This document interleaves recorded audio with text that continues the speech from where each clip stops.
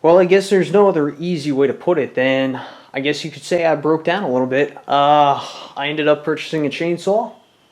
It is a cheap electric chainsaw. I did purchase it from Harbor Freight, which up until about 2 weeks ago, I've never been in Harbor Freight before. And the reason I went in there is because I needed some cheaper welding wire. I normally buy, of course, you guys probably know I have a MIG welder, and I buy the large 10-pound reels of 030 wire.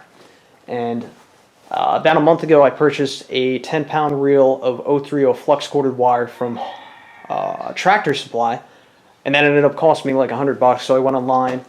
Long story short, I found Harbor Freight makes their wire in Italy, and they offer it for about half the cost of the same reel if I purchase it from Tractor Supply. So I ended up going in there, and then I ended up seeing this chainsaw, and they throw out these 20% off coupons, and when you go in there to buy shit, like they'll give you free shit. Like I got this little mechanics tray, and I bought some other little things while I was in there. So I got sucked into purchasing this thing, and I kind of thought we've been having some stormy weather. There's a lot of branches that came down.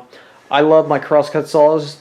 However, I feel like I could get a lot more work done in a more timely fashion with this, so that's kind of my reasoning for purchasing it.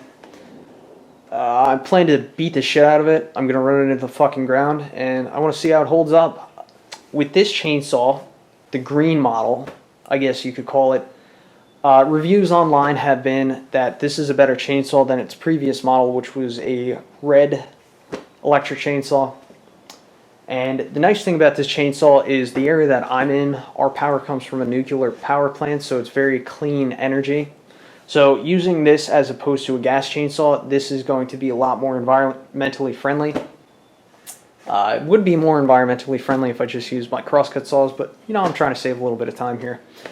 So yeah, I've already done the unboxing of this saw, unfortunately, which there really wasn't much to it. There was just a plastic bag around it, and there was a little piece of cardboard that was wrapped around the motor. And I'm going to get into the guts of this thing real quick just so you guys have an idea of what's going on here. By the way, if I haven't said it already, the brand is Portland. It's a Portland 14-inch bar electric chainsaw. It says it has a 9-amp motor. So turn the screen around here so I can see what I'm doing. So basically, to adjust the bar, what you need to do is first you need to remove this little plastic cap, which that pops right off with a flathead screwdriver. Then you need to loosen up this retaining bolt here. Then on the other side, there's a little Allen screw that you need to loosen, and that basically sets your chain tension. So I've already loosened that up. I've taken this bolt off all the way now, and now I'm going to remove the protective cover and take this bar off so you guys could get an idea of how this works compared to an electric chainsaw, or excuse me, a gas chainsaw. So here's your bar. It's a pretty thin bar. Get my tape measure out so you guys have an idea here. It's about 2 inches and 1/8, 2 1/8 inches. The actual length of the bar is 16 inches, but in reality, how much of that are you actually getting to use? Yeah, you're getting about 14 inches of actual bar use. So with a gas chainsaw, I believe on the bars you have a little port right here, and if you flip it over, you'll have a little port right here, and that's normally the oiler ports. The oiling mechanism on this chainsaw is a little bit different. So how this works is you have one bolt that goes into the bottom hole here, and that slides the bar back and forth horizontally to adjust the chain tension.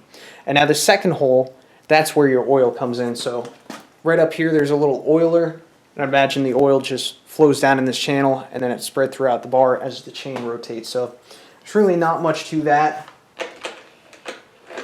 There's your direct drive from the motor, which I believe it's a direct, it's actually offset from the motor, so there's probably some type of gearing going on there. I've heard rumors that the gears in there are plastic. I have no idea. I'm not going to take this chainsaw apart that far, but you know, it's like a $50 chainsaw. So I'm going to put this back together.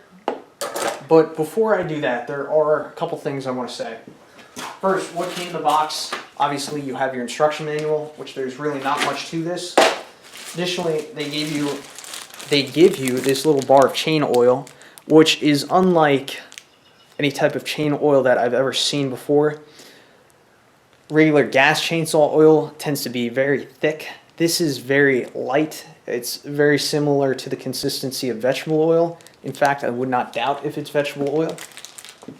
And then additionally, I know I said additionally twice already, they just include this little wrench as well as a little Allen key to adjust chain tension as well as to remove the retaining bolt. So that's basically that.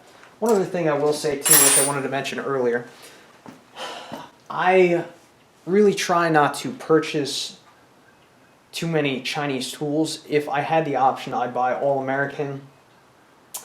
Not to say that Chinese people manufacture bad tools, but I think pretty much everyone can agree that when you hear a tool that's being manufactured in, say, Switzerland, Germany, or possibly Ireland or America, you generally instantly assume that the tool is going to be of higher quality, which it pretty much always is. So, you know, I got sucked into the cheap price of this saw, but you know, $50. So